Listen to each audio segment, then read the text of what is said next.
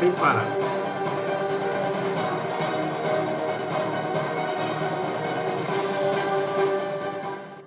Olá, meus queridos irmãos. Eu quero estar trazendo para os irmãos aqui, falando sobre a homilética, né, irmãos? A palavra de Deus, né? É um assunto muito sério, né, irmãos? Muito sério, mas depois você vai entender o assunto, né? Da análise crítica, né? Aqui e teológica, né? Histórica e teológica da pregação. Então a gente tem que ver aqui, é um assunto um pouco polêmico, mas depois você vai entender, né, a situação, né, irmãos? A palavra homilética, análise crítica, histórica e teológica da pregação. Aqui está sobre a primeira parte da pregação, que fala pregadores em crise, né?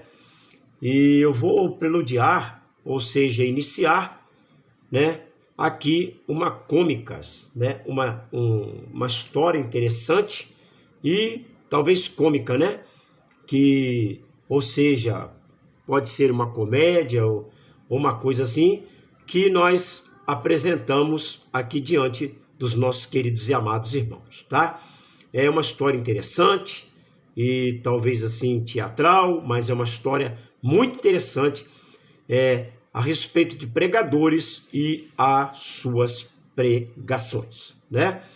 Então vamos lá. Era uma vez, né, irmãos, um clérigo anglicano, que seja um membro de uma igreja inglesa, né?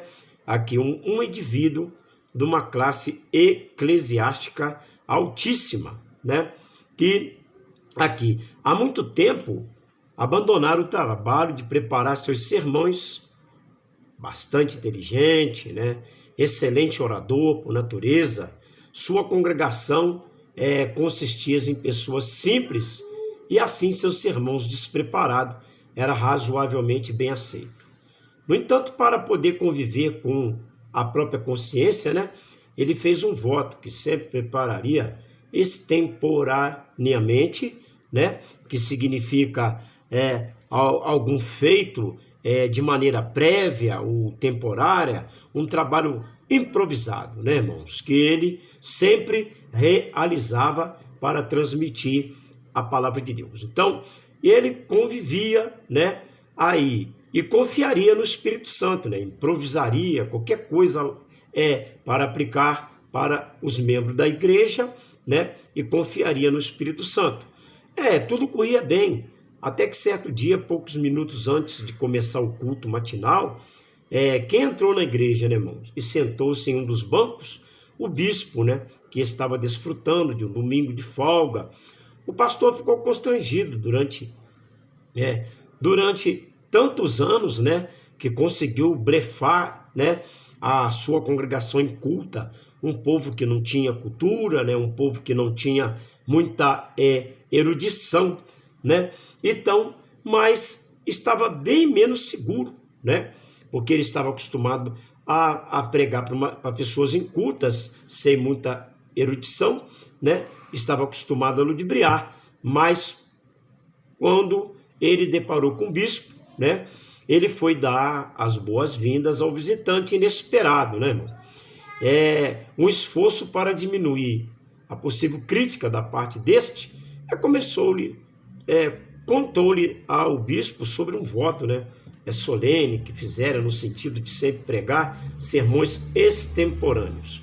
Então, ou seja, uma coisa improvisada, né? Eu sempre gostei de improvisar a palavra de Deus, né? Fazer ali de repente o improviso da palavra de Deus. E o bispo parecia compreender e o culto começou. E no meio do sermão, entretanto, o bispo se levantou e saiu, deixando o pregador um pouco consternado, ou então desolado, triste, abalado e pesaroso, né? Como se diz assim, a consciência ardeu, né? Porque a palavra de Deus lá em Bibliologia fala que Horácio Gresler, um grande escritor, ele diz que é impossivelmente, né, irmãos, tentar escravizar socialmente e mentalmente a pessoa que conhece as escrituras sagradas. Então ficou difícil para ele ludibriar o bispo, né? Então, e o que aconteceu? E depois do culto, ele meio preocupado ainda, meio pesaroso, né? Aí quando ele entrou na sala pastoral, ele viu um recado que o bispo rabiscara rapidamente, dizendo: absolvo você do seu voto. Então, irmãos, aí está, né, a situação, né, das pessoas querer improvisar a palavra de Deus sem um estudo sistemático, bíblico e teológico da palavra de Deus, né? De repente acontece como aconteceu, né, com esse clero anglicano, com esse pastor, né, irmão, de uma igreja inglesa, né, ali que pregava sermões, improvisava sermões, porque não tinha tempo de estudar as Escrituras Sagradas. Havia também um jovem, né, pastor presbiteriano americano, cujo pecado, né, irmãos, ali dominante, porque tinha poder, autoridade, né? Então ele predominava, né? E não era preguiça, mas a presunção, ou seja, ele vivia de aparência, né? Ele vivia de uma aparência, ele era uma pessoa presunçosa. Frequentemente, né? Ele jactava, né? Ele jactava, ou seja, se vangloriava, justamente porque era uma pessoa dominante. Ele tinha o poder na sua mão e ele era o regente, era o pastor daquela congregação, né? Então, e se em público sempre o único tempo que era para estudar a palavra, né? Ele não se dedicava. Por quê? Porque ele era preguiçoso, né? Presunçoso e preguiçoso, né? E de vez em quando ele já que estava em público, se vangloriava, né? Então, o que aconteceu, né, irmãos? Para preparar o seu sermão de domingo, eram os poucos momentos necessários para andar até a igreja. Então, quando uma equipe de presbíteros, né, que foi lá visitar a congregação, e com certeza perguntaram ele por quê, né, que ele não tinha tempo para preparar os seus sermões e trazer uma palavra genuína, né, para aquele povo. E a resposta dele foi essa: porque eu moro no fundo da igreja e eu quase não tenho assim tempo, espaço de tempo para preparar sermões para os membros da igreja, né? Aí você imagina o que os presbíteros fizeram, né? Os presbíteros, quando viu, né, o argumento dele, então o que eles fizeram, né? Compraram para a igreja uma casa pastoral a 8 quilômetros de distância, né? Isso aqui foi uma coisa que aconteceu, né, irmãos? Assim, através de uma história, né? Uma história que interessante, né? Que falava de um clero anglicano, né? Que ludibriava o povo, né? E dava qualquer coisa para o povo lá, mas que ficou envergonhado com a presença do bispo. E aqui foi um pastor presbiteriano, né? Que foi se justificar que não tinha tempo para fazer os seus sermões, porque morava nos fundos da igreja. Então os presbíteros logo pegaram, compraram uma casa pastoral a 8 quilômetros de distância, né? Então, aí eu vou entrar, né, no primeiro, na primeira aula, né, que fala sobre pregador, pregação e pregadores em crise, que aí se encontra aí no painel deste vídeo, né? Então fala, né, tais histórias compartilhadas por John Stott reiteram, né, a pregação evangélica está em crise em muitas igrejas. E quais são os principais culpados? Então, John Stott reitera: qual eram os culpados? Deus, Jesus Cristo, o Espírito Santo, ou seria Satanás, os demônios, a igreja ou os grandes culpados são os próprios pregadores? Será que é possível, além de identificar os culpados, encontrar uma saída para esta terrível tragédia que invade a comunidade de fé? Irmãos, tá aí, né? A parte 2 aqui dessa aula diz: os pregadores evangélicos, pelo menos muitos deles, também vivem uma fase crítica. É a crise na pregação. Deve ser irrefutavelmente a crise que atingiu os próprios expoentes da palavra de Deus, que uma coisa leva a outra, né? E principalmente nesse caso, pois o pregador e pregação devem estar coesos em compasso, em harmonia.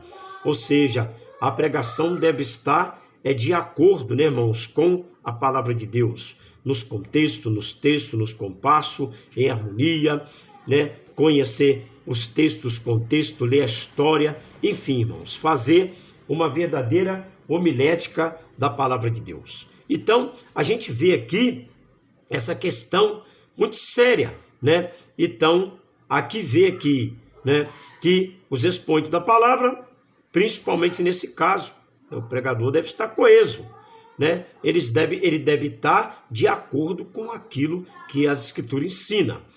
As ilustrações supracitadas, embora cômicas, né, que eu acabei de falar, embora seja uma peça teatral, ou então uma coisa comediante, ou uma história, né, ainda que seja essas coisas, né, ainda que seja uma situação dessa, né, irmãos, e a gente vê, são trágicas, né, elas refletem a preocupante realidade de vários segmentos evangélicos atuais, conquanto Stuart tenha citado um título de exemplo de pregadores de igrejas históricas. A situação é similar no pentecostalismo e, pior ainda, no neopentecostalismo brasileiro. Há, inclusive, quem vaticina, né, a pregação, ou seja, profetiza, vai prognosticar, e dizem que alguns até que a prédica cristã não terá vida por muito tempo, e ainda profetiza, espera para ver, vai acabar esse negócio de ficar estudando, esse negócio de estar fazendo curso, tem que acabar com isso. Então, esses homens ainda profetizam que essas coisas irão acabar. Ressalto, né? Porém, o fracasso atual da pregação não está acontecendo por acaso, irmão. Vários fatores estão comprometidos sua eficiência e eficácia. Então, por aí, os irmãos vê, né, a história do clero anglicano, né, do pastor inglês, né, que era uma autoridade eclesiástica e que não tinha tempo para preparar os seus sermões. A gente vê também o pastor, né, que ali ele tinha preguiça, né, irmão, de estudar a palavra de Deus. Então, aqui diz aqui, por que a pregação está em crise? Quais são os principais responsáveis, né? Como eu falei, Deus, Jesus Cristo, o Espírito Santo, Satanás, os demônios ou a igreja? Será que os demônios impedem o pastor de estudar a Bíblia? Será que é porque ele tem muita ocupação na igreja e essas coisas frustram a mente dele? Por isso que ele não tem tempo para estudar, para trazer uma mensagem sólida, bíblica e teológica para a casa do Senhor, para alimentar as suas ovelhas, irmãos? Então, é muito sério, né?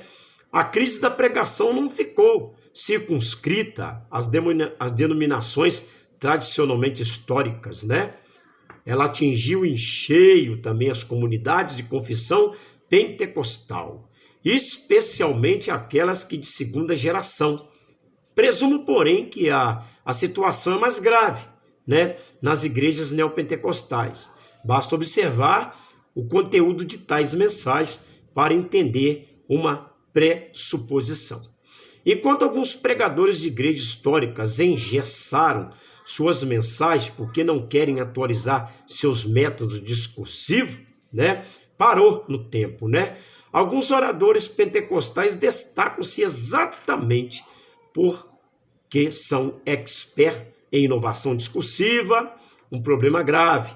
Nesse caso é falta de conteúdo bíblico teológico conta vários pregadores da ala neopentecostal, que segundo as últimas estatísticas, é o que mais cresce no Brasil. A eficiência crucial também está no conteúdo da mensagem, suas prédicas, pregações, né? E se que posso assim classificá-las. São meras citações de texto fora do contexto que promete ao povo sucesso financeiro, saúde, felicidade plena e etc. Não é sem razão que boa parte dos sermões pregadores atualmente não ajuda a igreja a adorar a Deus na vida e no culto, não favorece a evangelização, não edifica os santos, nem incentiva a ação social, que a área está imprescindível num país como tamanha desigualdades sociais como o Brasil. E que a utilidade de um sermão que não traz, né, a memória da igreja, suas funções cruciais, nem a capacita a realizá-las, né, conforme o propósito de Jesus Cristo, nosso Senhor e Salvador. Após pesquisar algumas obras, né, de especialista neste assunto, eu cheguei a algumas conclusões, né? As mesmas enquanto tenha o respaldo de outros pesquisadores, né, que pode ser percebida por qualquer pessoa atenta, né? A seguir, eu ressaltarei sucintamente 4 fatores que estão comprometendo a pregação cristã. Aí você confira, né? Primeiro, falta de conversão genuína dos próprios pregadores. Segundo, excesso de espiritualidade e falta de preparo. Terceiro, irmãos, repúdio à capacitação bíblica e teológica. É uma das coisas que a gente mais ouve em cima dos púlpitos, é o repúdio. Dizer que teologia, fala um pouquinho, cutuca um bocado a teologia, para tentar, né, repudiar a capacitação bíblica e teológica. E o quarto, né, irmãos? O pluralismo e o pragmatismo religioso, que é diluir a palavra de Deus para não perder fiéis. Essa é a pura realidade, né, irmãos? Agora, vamos primeiro tratar do assunto, né? O primeiro assunto de pregadores em crise, que falta, sabe o quê, irmão? Conversão genuína dos próprios pregadores. O descompasso entre a prédica da pregação e a vida do pregador é um dos principais responsáveis pelo fracasso da pregação evangélica em nossos dias. A sociedade está saturada, irmão, de gente que prega, mas não vive. Fala, mas não faz. É tolice pensar que todos aqueles que pregam a palavra do Eterno também praticam, né? Graça nas igrejas evangélicas, oradores profissionais, animadores de auditórios, pregando sermões com as piores motivações possíveis: ganância, inveja, sede de poder, busca de popularidade e etc. É uma motivação pecaminosa, seguida de um acompanhamento similar. Só poderia ser trágico, tá? Al Martin alertou que todos os fracassos na pregação de nossos dias envolvem basicamente as falhas de homem que prega e da mensagem que ele anuncia, e a menos que queiramos degradar a pregação ao nível de mera arte de elocução, conforme uma coisa qualquer, né? Nunca podemos olvidar, né, aqui nos de que o solo aonde medra a pregação poderosa é a própria vida do pregador. Olha que coisa tremenda, viu? É a própria vida do pregador, ou seja, aquele pregador que vive aquilo que ele prega. Essa é a grande questão, que não faz a arte da pregação, que faz a arte da pregação ser diferente, irmãos, de todas as demais artes de comunicação. Então, César reitera que não existe nada que pregue mais alto do que uma vida vivida segundo a vontade do Senhor, cheia de testemunho, repleta de experiências que enriqueçam até o mais indouto ouvinte. Amém? Porque é o Espírito Santo, né, está na vida daquele pregador, né, que tem testemunho, que tem experiência e que se enriquece nas Escrituras Sagradas e no conhecimento. Hans Urs Jeffreys, autoridade neste tema, arremata: o pior que pode acontecer ao pregador do Evangelho é proclamar as verdades libertadoras de Cristo e ao mesmo tempo levar uma vida arraigada no pecado e em total desobediência aos princípios da palavra de Deus. Por isso que Paulo escreveu: esmurro o meu corpo e reduzo a escravidão, para que, tendo pregado aos outros, não venha eu ser desqualificado. 1 Coríntios capítulo 9, versículo 27.